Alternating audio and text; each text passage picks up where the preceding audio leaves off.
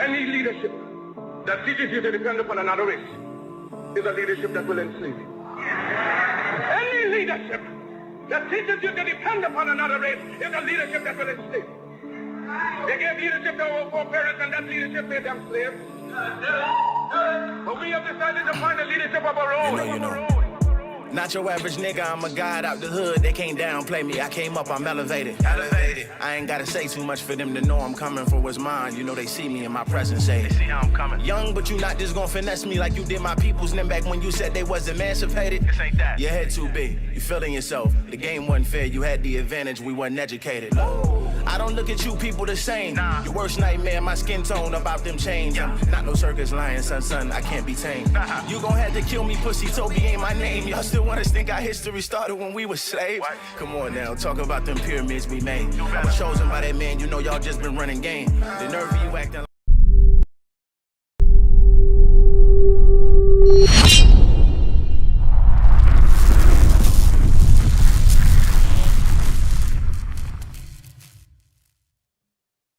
What's going on, family, and welcome back to another fire episode of Shifting the Culture podcast. I'm your host, brother King Cam, and today we're going to discuss a couple of different topics, man, dealing with the culture. Obviously, you know, we want to bring our perspective to these many different issues in our community and the things that people are talking about, so make sure that you tap in. Shout out to Facebook. Shout out to Twitter, YouTube. I need you to make sure that you hit that like button, you smash that subscribe button, and that you hit that bell so you can stay notified each and every time that we drop a video. I need you to make sure that you like and comment on Facebook, and I need my Twitter family to make sure that you all are retweeting.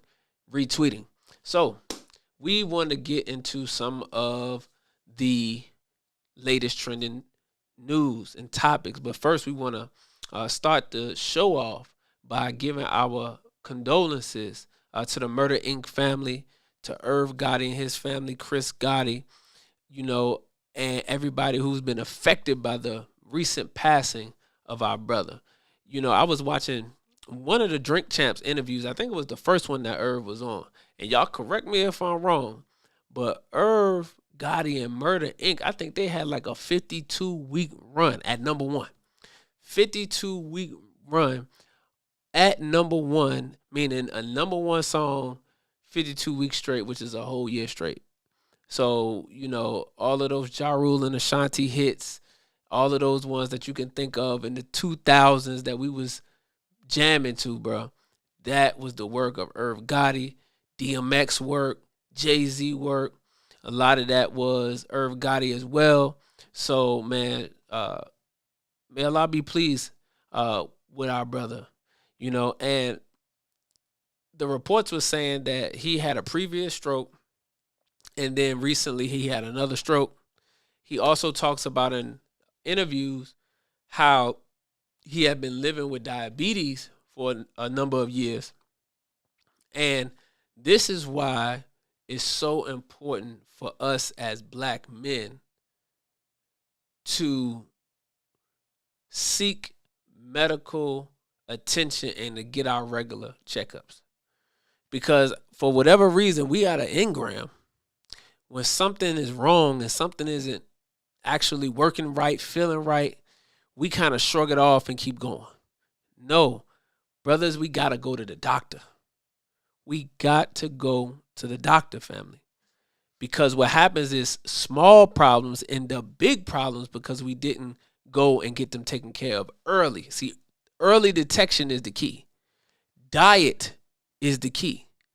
You can't be eating these greasy burgers, all of these French fries, hot dogs out of the gas station, pork, seafood, shrimps, lobsters, all that.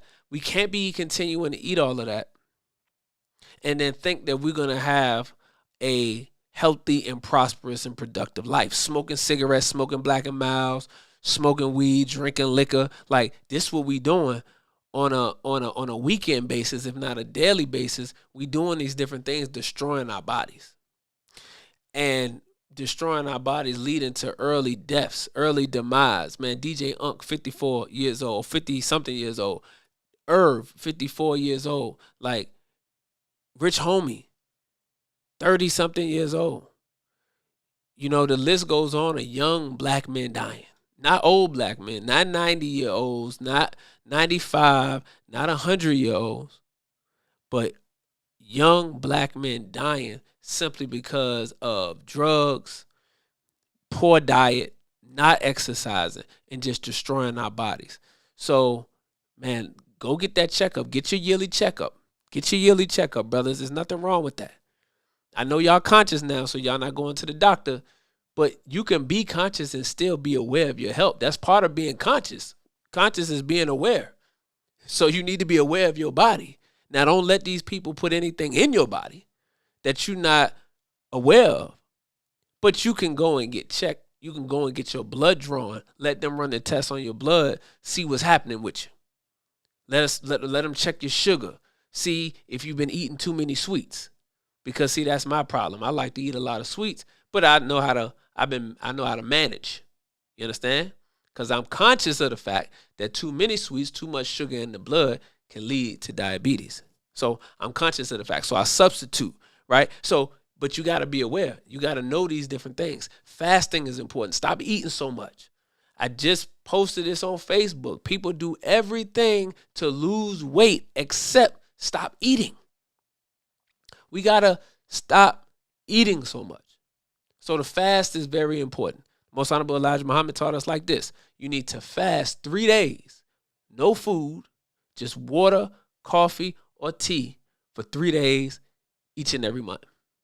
And that'll help clean the body, give the body rest, give the body the opportunity to clean the toxins out that you've taken in throughout the month.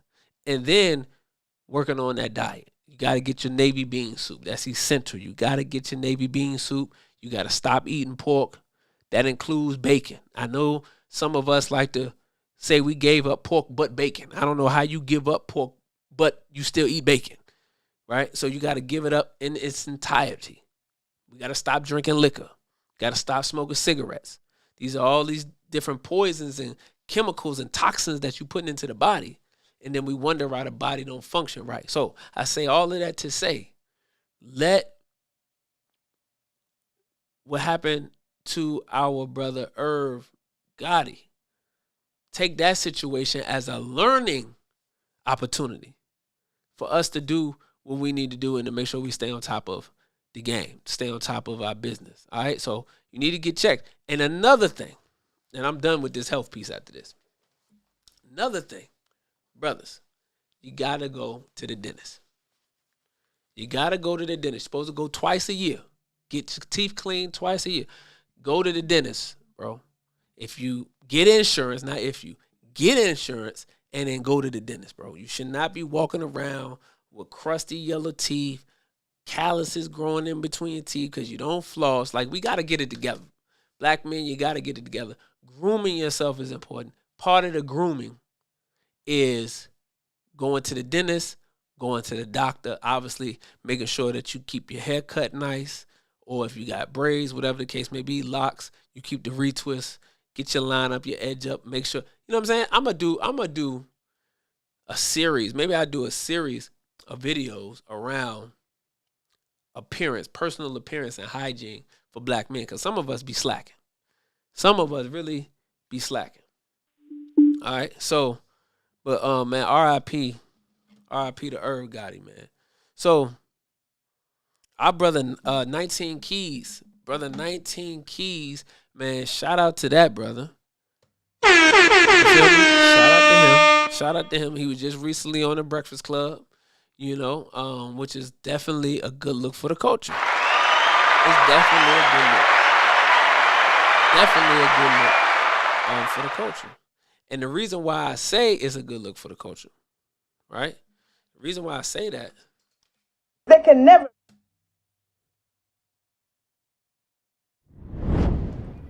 Freak, are you kidding me? And the reason why I say that's a good look for the culture is because what it shows me is that platforms like the Breakfast Club are now beginning to recognize the new and emerging leaders in our community. And they're not just taking an interest in entertainers, artists and entertainers. Because they have comedians on there. Obviously, they're going to have rappers on there. They're going to have producers and DJs on there. But now they bring in more of the young and upcoming revolutionary-minded leaders and thinkers and thought leaders on the platform, which I think is super, super dope. You know, Umar been on there for several years now. Obviously, they have had Minister Nuri on. They've had Dr. Wesley on. But even with having them on, including Dr. Umar, they are another tier as far as age above myself, Brother 19 Keys, Riza Islam, Brother Ben X, and those of us in that particular age range, the millennials. See, Dr. Umar not a millennial, Dr. Wesley not a millennial, Minister Nuri not a millennial, right? Dr. Claude Anderson, you know what I mean? Like, they're not millennials. But you now beginning to see the rise of the millennial thought leaders, the millennial thought leaders. See, the young and upcoming revolutionary ones that have platforms now. Shout out to Breakfast Club for recognizing what needs to be promoted. Shout out to Breakfast Club for recognizing what needs to be promoted. So we should be applauding what's happening right now. Now, I saw some things earlier. I'm not really gonna get into it, but what we don't want to do is be found not applauding the accomplishment and the achievement of our brother.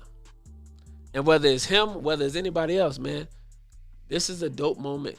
It's a dope moment, and it just shows the shift in the culture that's taking place, the shift in the mindset.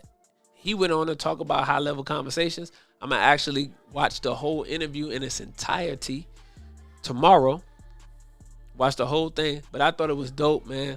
And again, as I tweeted out earlier, all black leaders now, so-called black leaders, thought leaders, those who have influential platforms, business owners, entrepreneurs, the language needs to be collaboration and partnership. Collaboration and partnership.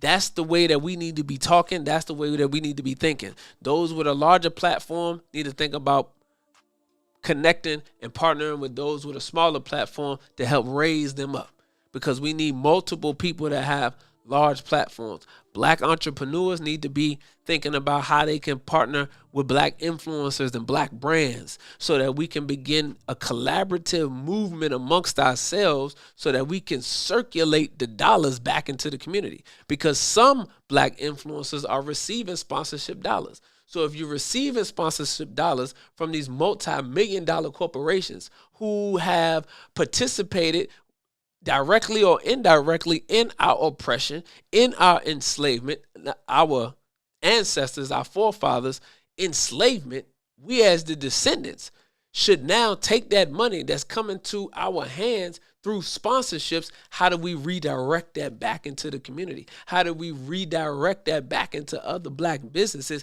that can help benefit us? See, now we need to be talking about how do we recirculate the dollar. I'm not a fan of recirculating the dollar amongst our enemy.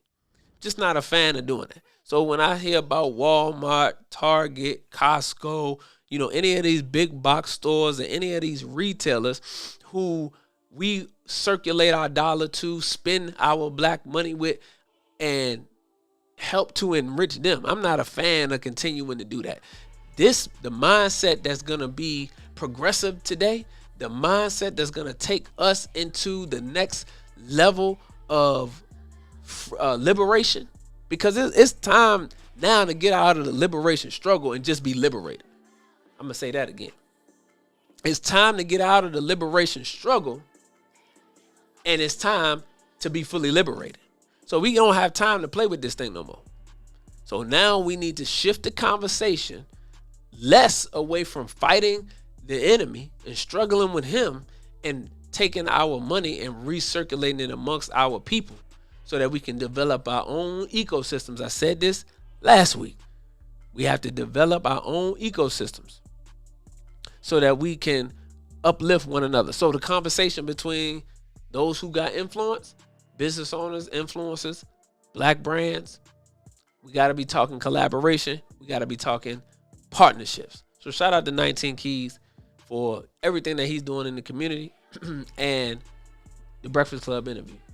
So we also have to touch on one thing that's huge. Well, I done did half of this. Hold on. I'm gonna just have to plug it in. But why is it not plugged in right now? Rip. Look at that. Didn't even have our stuff right there on the bottom. Right there. Okay. So we did that, and now what I want to do is, because your boy Big T been working. Y'all know President Donald Trump been doing what President Donald Trump is gonna do, and now the latest thing that's on his radar is Department of Education. Department of Education. So you had, I think, Auntie Maxine Waters and some others who were out at the Department of Education, I believe, doing a demonstration. So we have, let's see, it's Time Magazine got an article on this, right? So let me do this. Education. I just want to be 100%. Okay, yeah, here we go. So it says, let me bring this up, because we had Democrats who were at the Department of Education and they were doing a demonstration. So let us see what that demonstration was all about. So let me do this. This what I want. Bam, that's what I wanted right there. Okay. So it says Maxine Waters, House Dems ripped for unhinged clash with security guard at Education Department. So I told you they was up there at the Education Department. So let's do this. It says that conservatives on social media blasted Representative Maxine Waters, who's a Democrat out of California. The Honorable Minister Louis Farrakhan, she has been a supporter, sympathizer for many years. So shout out to Auntie Maxine. After she and other Democrats protesting Donald Trump attempted to enter the Department of Education building in Washington, D.C., while accosting a security guard in the process. 30 House Democrats attempted to enter the Department of Education building on Friday morning to meet with Acting Education Secretary Denise L. Carter regarding Trump's plans to significantly downsize or even eliminate the department.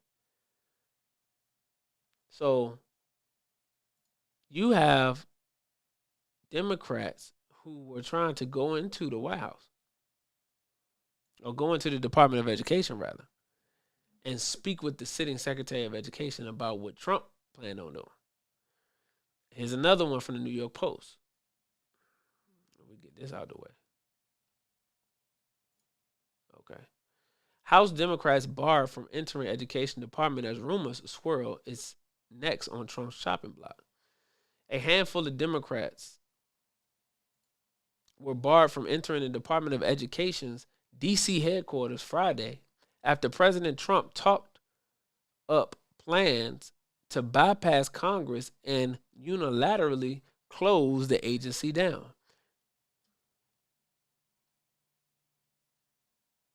Returning its power to the states.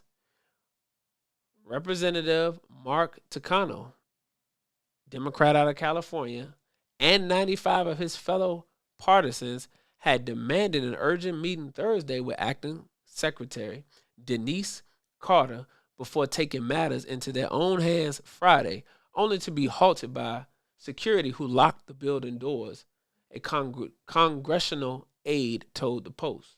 Video footage shows an officer informing the lawmakers that their meeting request had not been accepted and there was no business purpose for their visit. Wow. So this is what you got going on. So let's see if we can get some audio on this, please. Let's see if we can get the audio. We're coming in. Who are you? You're not coming in. Who are you? Who are you? Who are you? Who are you, sir? Do you have business here? We do. I've sent the assistant secretary a letter. Hold on, fam. Alerting. Hold on. I don't like what I'm seeing right this second. Let me do this. Let me get this on out the way. All right, now let's get back to this.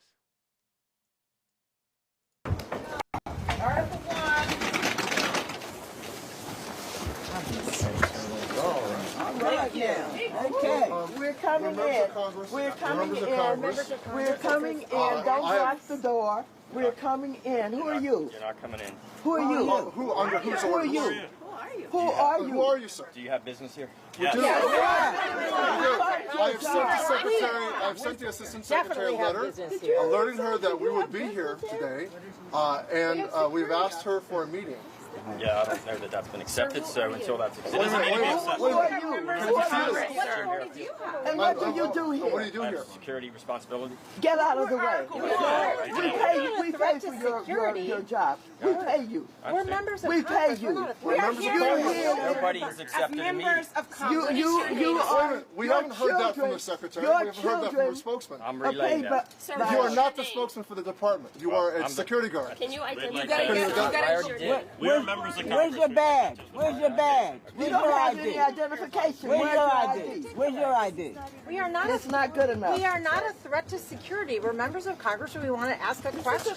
We walk into the White House without having to go through magnetometers. Can we get someone? This is an outrage. This is an outrage. I'd like to speak with someone who works here. All right, so you pretty much got the gist of what's happening there. So,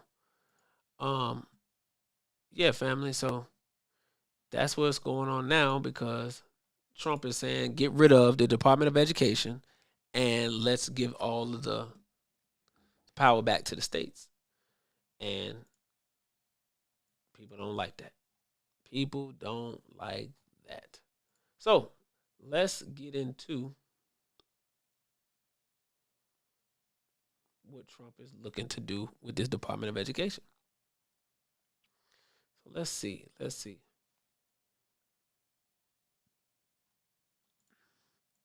Now, NBC News has an article here, so let's get that up on the screen for the family. Okay, NBC News.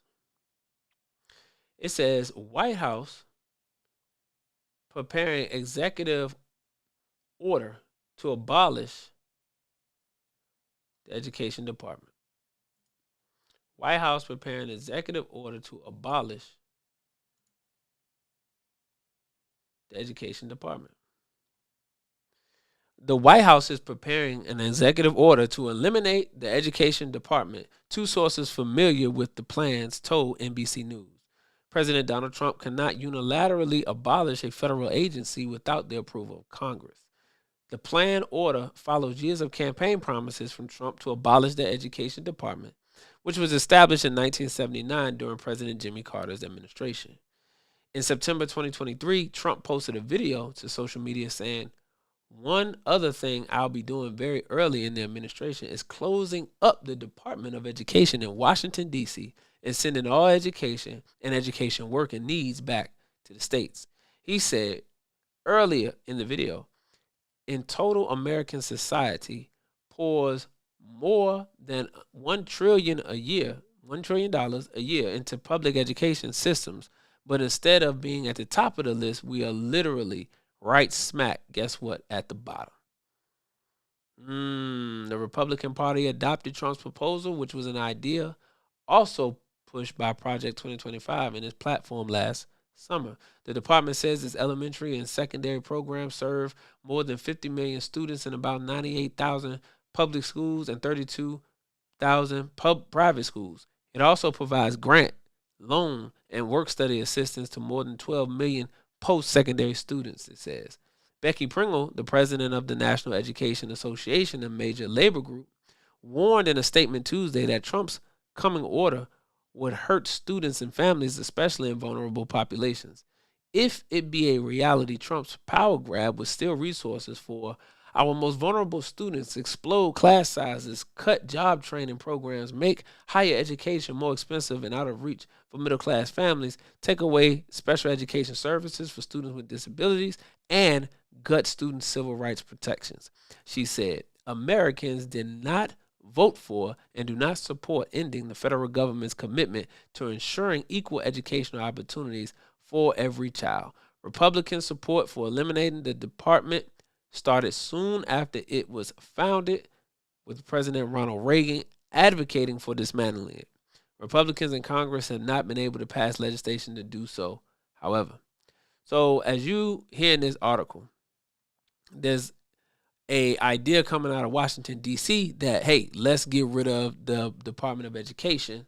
And you have people who are pushing back against that because of the support that the federal funding does for public schools at 98,000 public schools, 32,000 private schools, along with work study and all these different resources. All right. So that's where Trump is at with removing it and giving it back to the states. And people are saying, hey, you can't do that because you're going to eliminate resources. You're going to make college more expensive. This is what I want to say about that whole point on making college more expensive. College has benefited some people, but it has also put a lot of our people in unnecessary debt. College has put a lot of our people in unnecessary debt, irregardless to what type of degree you have gotten. Now, you have some people who go to school, become doctors and engineers and things of that nature, but they still come out of school with debt. So as the minister has taught us, debt is slavery. So why would we want to continue to perpetuate a cycle that is keeping us enslaved? Debt is slavery. So I wanted to bring that up because that is a point that we have to look at. But this is also a nuanced conversation, and we don't want to just fly off the handle with our perspective. But what I want to do is not give you my perspective. I want to give you the perspective on education from my leader, my teacher, my guide, the Honorable Minister Louis Farrakhan. Now, he wrote in this illuminating book entitled, let me move this out. Here we go. Torchlight of America. Torchlight for America by Minister Louis Farrakhan, written in the 90s, but it detailed and highlighted the ills of America and gave solutions to the economy, to education, to spiritual and societal immorality, how we can get back on track, how we can reduce the deficit. The minister owned it in this book right here. So tonight, we want to just touch on some of the things that the minister gave as solutions. Okay? So in chapter 4, the minister goes into fixing the public school system. And he states, by all measures, literacy, the dropout rate, test scores, plans to attend college, and the cultivation of truth and principles among today's youth, the school system has failed. It's hard to understand how my generation, the minister talking, born in the 30s and 40s, was at least able to read and write. Yet America has made so many advances in the society since then, but today's generation is less able to read and write than mine. As mentioned earlier, it is estimated that from 10% to 20% of Americans are functionally illiterate. Now, these numbers are from the 90s, so these are not numbers from today. The minister wrote this in 1993. So, on this second printing of this took place in 1993. So the numbers may have changed, but I'm just reading what the minister said at that time and how many of it outside of these particular numbers still are relevant to today. And how do we connect that to what President Donald Trump is doing with his idea to abolish the Department of Education? So the public schools can't keep our youth in the classrooms long enough to make them literate. The high school dropout rate has reached 30%, and of those who return, only 80% of 19 to 20-year-olds gain their high school diploma.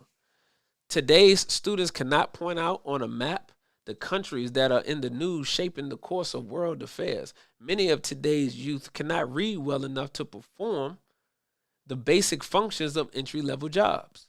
This is a pluralistic society, yet the people have no knowledge of each other or even of themselves except for the folklore promoted by and about white people, such as Columbus sailed the ocean blue in the year 1492 and discovered America, and that George Washington never told a lie.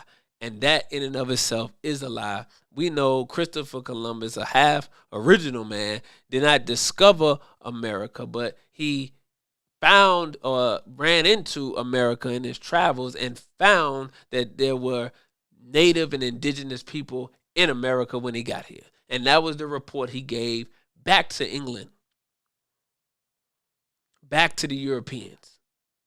All right, I can't remember if it was England or Spain. Matter of fact, I think it was Spain who financed Columbus. It was one of them, though.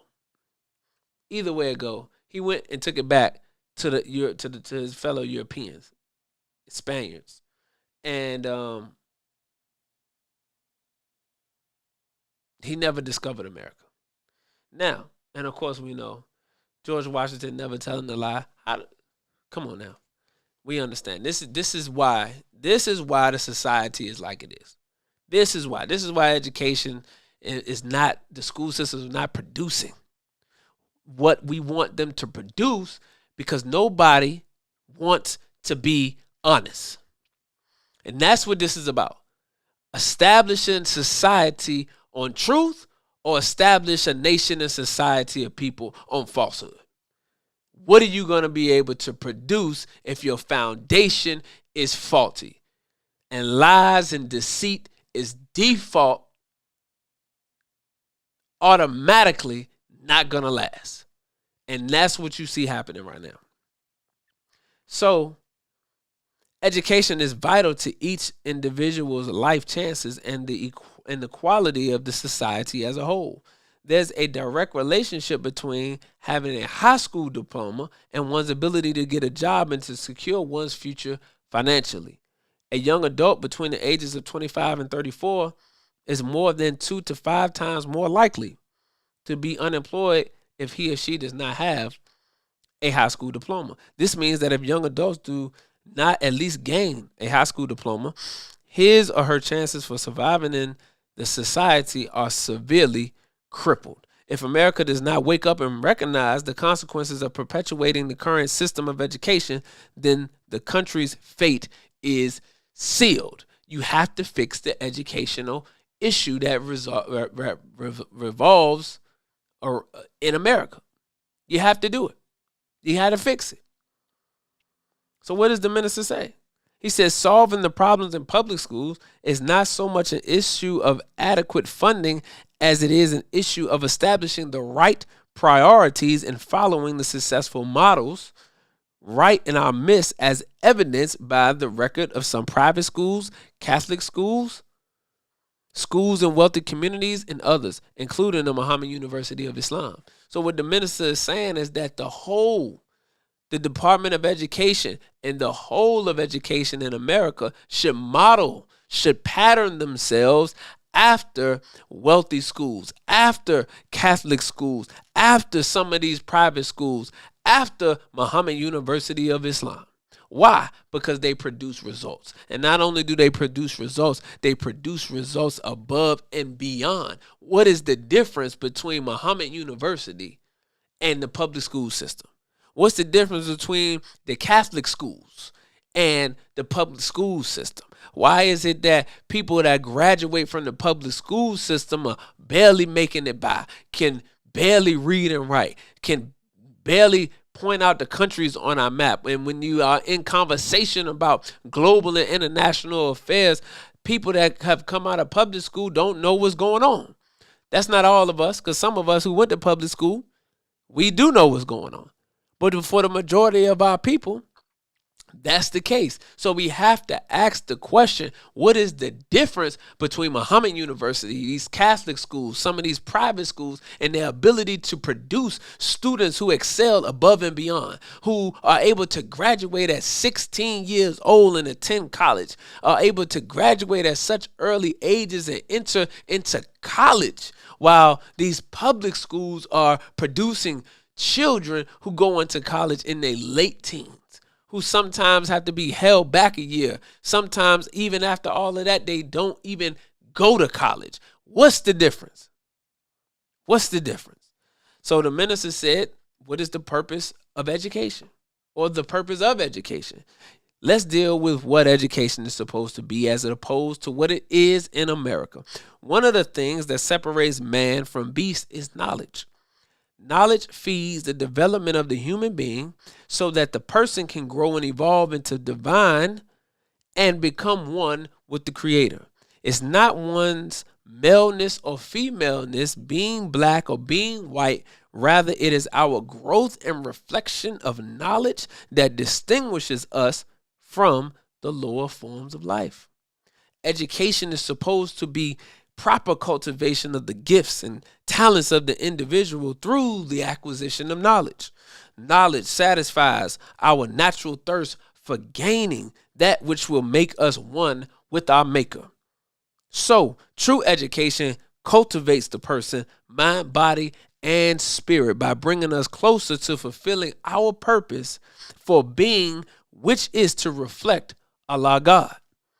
The second purpose of education after self-cultivation is to teach us how to give proper service to self, family, community, nation, and then the world. I'm going to say that again. We got to give proper service to self, family, community, nation, and then the world.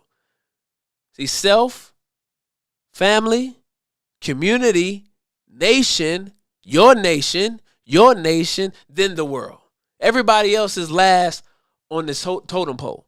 You got to handle yourself first, your family first, your community first, your nation first, then you go out into the world. Black people get them together, then they go to the world. They skip their family, their community, and their nation, and they go straight to the world. That's why we haven't seen the progress in our community that we should, because we're too busy servicing other communities with our gifts and talents instead of getting home straight. So, the problem in today's education is that the root motivation is the acquisition of wealth and material things rather than cultivation of the human spirit. In a study conducted by Dr. Harold Stevenson, professor of psychology at the University of Michigan, in which he compared American schools to those in East Asia, the educational deficiencies of America's youth were traced to the motivational forces promoted by America's culture. So the motivation behind education is actually being shaped and formed by the culture. Listen, in response to a wish question, Chicago children tended to wish for money and material objects, while Beijing children wish for educational goals. Dr. Stevenson concluded that clearly a challenge in the U.S. is to create a greater cultural emphasis on education and academic success. But we must also make changes in the training of teachers and in their teaching schedules so that they too will be able to incorporate sound teaching practices into their daily routines. So not only do we have to make the focus and the cultural emphasis on education and academic success, not about buying a house, not buying the best car, not about fly clothes and designer bags, but about education and academic success. But we also have to change the training of the teachers and their schedules. Scheduling, whether it be for teachers or whether it be in the workforce in general, in America, is horrible. People spend more time at work than they do at school, and this is why the home has fallen apart. This is why families have fallen apart. This is why the community isn't what the community used to be, because more often than not, people are spending more time at work and at school than they are at home in their communities. That's just real. That's just real. People spending more time at home, at work and at school than they are in their communities and at home. So the scheduling needs to be changed. The training needs to be changed for the teachers. The first thing the minister said that we have to do is we have to put God first. We have to put God first. So I'm not sitting in these meetings with President Trump and his advisors around the idea of why you want to get rid of the Department of Education. I'm not even going to pretend to know. Like Brother Dr. Wesley said, I'm not going to wax exotic. I don't know what his thought is. But what I do know is that the minister has laid out for us and given us the stats and the data on the condition of the American school system.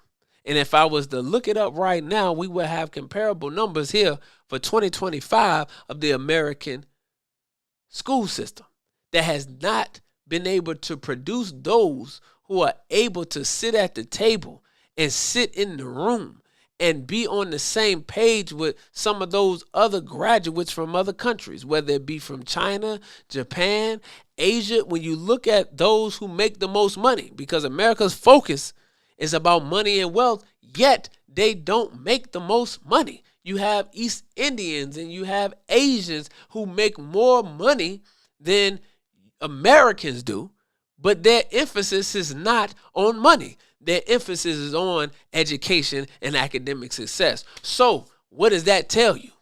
That tells you if you focus on education and academic success, then money will come. But if your focus, if your goal, if your whole energy is flowing towards material, flowing towards wealth and financial success, the money won't come. And that's something to look at. That's something to look at. Now, check this out. So I don't know what Trump's idea is, but what we do know is that whole, what's been in place now, including the Department of Education, all of that needs to be looked at and determined if that needs to stay in place. If that needs to stay in place. Because based on the track record and the resume, it's not looking good. So the minister said that we have to put God first. True and proper education starts with the knowledge of God.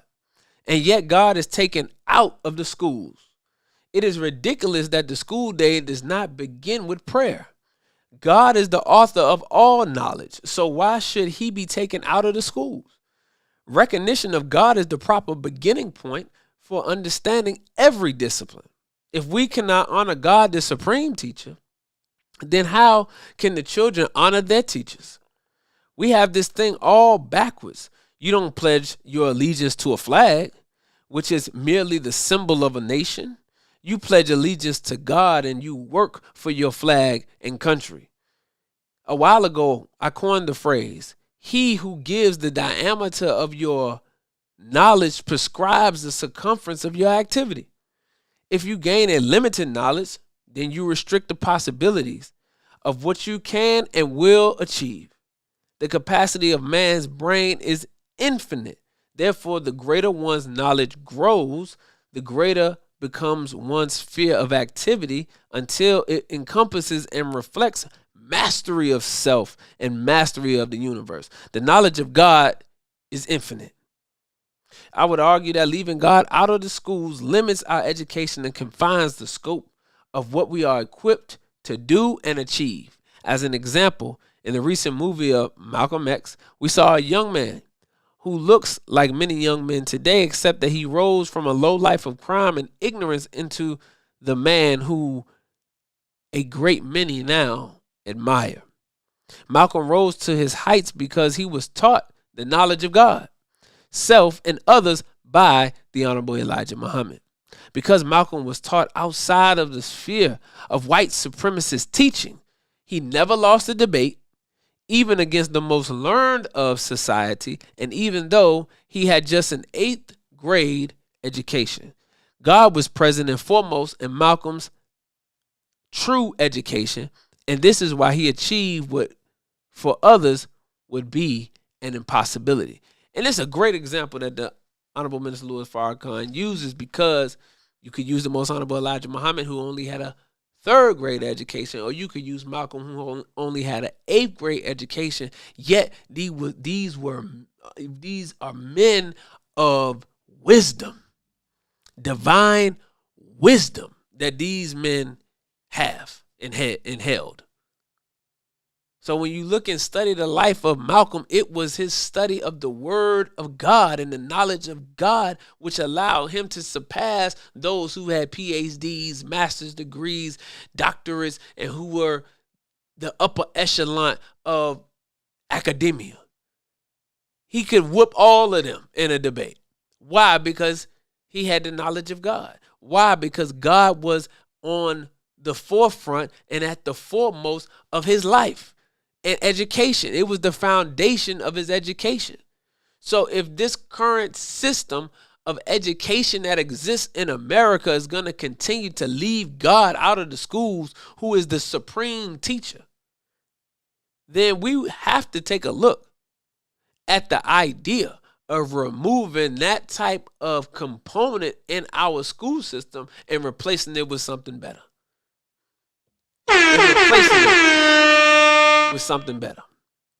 We have to think about that. Whether that's going to be us maneuvering back towards homeschooling, whether we are flowing our resources into our private schools so that tuition can become free. We have to begin to look at these different options so that we are able to better produce productive human beings. That's just real. That's just real. And this is why what Malcolm was able to do is considered an impossibility, because Malcolm was able to do what others couldn't, but Malcolm had God when others didn't. I'm going to say that again. Malcolm was able to do what others couldn't based on their education level, because Malcolm had God when others didn't. See, when you make God the focal point, you make him the center, you make him the foundation, he's going to lift you up. The supreme teacher. How the minister said, you don't pledge allegiance to a flag, you pledge your allegiance to God, then you work for your country and your flag. We got the whole thing backwards. They got you standing up in class. They got your children standing up in class, putting their hands over their heart, pledging their allegiance to a flag, but not pledging it to the sovereign of the universe, the creator of the heavens and the earth. And you wonder why things are as they are, why America's falling. So, minister said that you have to teach the true knowledge of self and others. Have to teach the true knowledge of self and others. Every human being requires a knowledge of self as part of the proper cultivation of the divinity that is in them. Additionally, and if we hope to live together in peace with others in the society, we must know something of the cultures that make up this so-called melting pot. A new public school system should relate the curriculum to the self. When we see the curriculum as an outgrowth of self, then we can identify with the curriculum, giving us an incentive to learn. In the Muhammad University of Islam school system, our students' learning is facilitated because they identify with the subjects. They are taught that they are the subject. They are taught, I am chemistry, not I am a student of chemistry. Rather, I am biology. I am economics. I am history. I am mathematics. When we relate the forces within self to the forces that lie outside the self, this connects us to subjects we are studying in a manner that we can ultimately master those subjects. So the minister is helping us to see how we connect ourselves to the universe and to the subjects that we discuss in school, and how if you package it and place it in that particular way, then you are incentivized to learn, because now you have a piqued interest. I can tell you now, most of these children don't like being in school, hate being in school, and some of them don't go to school if they had an opportunity to ditch because they're not interested. They can care less about Christopher Columbus. They can care less about American government. They can care less about state government. They can care less about any of them subjects that you're teaching the way that you're teaching them because you're not relating it to self. So we could dive into this so much more, but I'm gonna leave some. For a little bit later, because the minister went all up and through this. Man, the minister talked about honoring the profession of teaching, focus on raising standards, particularly in math and the sciences, separate the schools for boys and girls. See, the minister laid out a whole plan, having a dress code. Why is that important? Because y'all like to spend a lot of money on school clothes. And what happens is it creates competition between children that are less fortunate, parents that can't afford to buy the nicest clothes. And now nobody focusing on education and academic success, but everybody focusing on who got on the newest J's, who got on the Asics, who got on the Balenci's. Because these children wearing expensive shoes. Back in my day, us millennials, we wore Air Force Ones. We had Jordans. We had Reeboks. You feel me? Nowadays, they going to school with Balenci's on. And Lavins and, all these different type of designer sneakers. That's why having a dress code eliminates all of that. So the minister said that a sanctuary for the proper cultivation of our minds is facilitated by having a dress code. Due to the rampant materialism and sexism in the society at large, youth today in their mental and emotional immaturity are vulnerable to the distractions in part caused by fashion and clothing.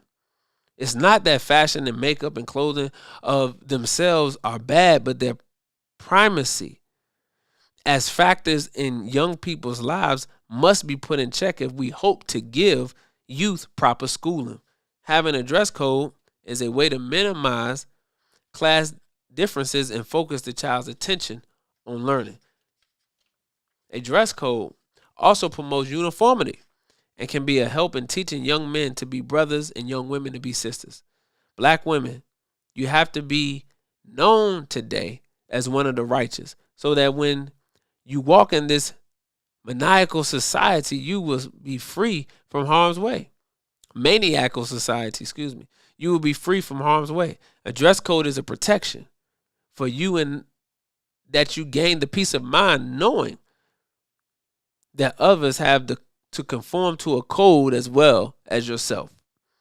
This lessens each girl's need to feel she has to compete on the basis of promoting her body as an object. So, man, that's just on the dress code. Minister went all up and through this thing. Okay? So we'll pick it back up on another time, but just wanted to address that because, a lot of our people are up in arms. They went to the Department of Education and wanted to speak with the secretary because they couldn't understand what's going on. But sometimes God does things for you that you think are being done to you. Sometimes God does things for you that you think are being done to you. The educational system has to be revamped. The government has to be revamped. America must atone for her sins or suffer the judgment and the divine chastisement of Almighty God Allah. You can take it or let it alone. But y'all better listen, because this is the time in which we now live. This is that time. That judgment is here. And all of the manifestations of America are coming and becoming exposed. All the deficiencies now are becoming exposed. The minister in Torchlight for America, he talked about eliminating military spending. We got to try to cut the debt. That means you can't continue to spend the amount of money that you spent on military and other very large budgets, but the military is the largest budget that we have in this nation. So if you stop bothering people, if you stop going into other lands pillaging, if you stop going and overthrowing governments and assassinating leaders and having wicked foreign policy, you could scale back your military budget to help fix your country. The problem is you, America, want to keep your military bases and your spies in these countries. So you have to keep your military bolstered up, and you keep that bolstered up at the expense of the American people, and then you lie to the American people as if their tax dollars are being spent for a noble cause. No, that's just real talk. We got to shift the culture. We got to think now. All of the data, all of the stats, all of the information is there for us to know and for us to read and for us to understand. So we can no longer be used as pawns. Can't be pawns when you have the knowledge. So we know that they didn't find no weapons of mass destruction when they went over there into Iraq. We know that. So why let them play you like that now? Why let them play you when they want to label people terrorists when all of our issues when it comes to domestic violence are homegrown individuals? You're dealing with mostly people homegrown, indoctrinated in America that do things like the Oklahoma City bombing, that do all of these mass school shootings. But what they do is they try to spin it so they'll take your attention away from their killers and then throw in somebody that may be a foreign immigrant or somebody from another country and say, see, look at these illegals. Look at these terrorists. Look at these Muslims. Huh? They trying to spin it. They don't want to address they terrorists, but they want you and I to focus on terrorists that may be from another country that they have labeled terrorists, people from another country that they have labeled terrorists, and then ultimately focus their aim on the whole country, but never taking care of home. So it's falling back on America now, and this is what we got to deal with. This is what we got to deal with, family. So, I don't know, man. This Trump education piece.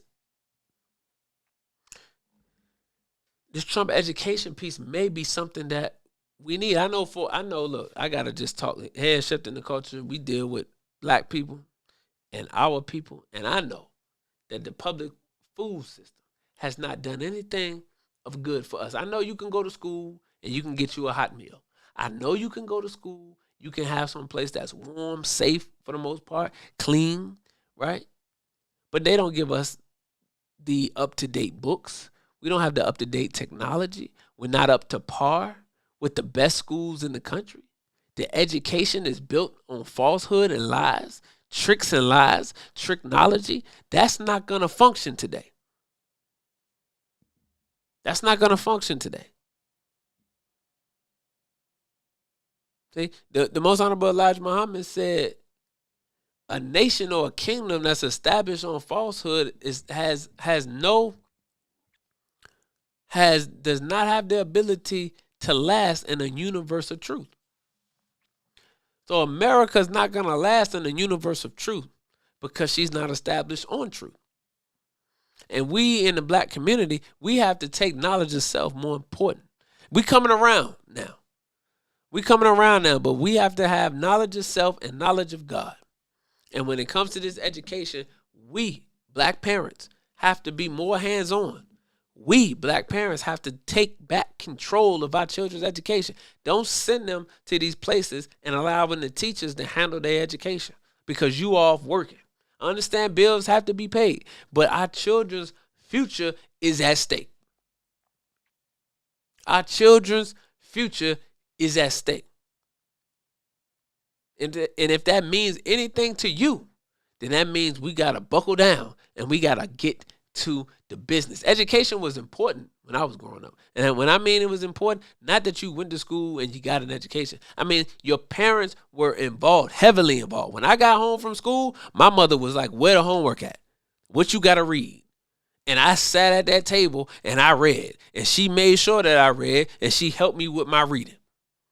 Spelling words and all these different things. Your parents are right there every step of the way. Nowadays, they don't even give these children no homework. I asked my child, where your homework? Oh, I ain't got no homework. So how are you going to reinforce what you learned in school if you don't have homework?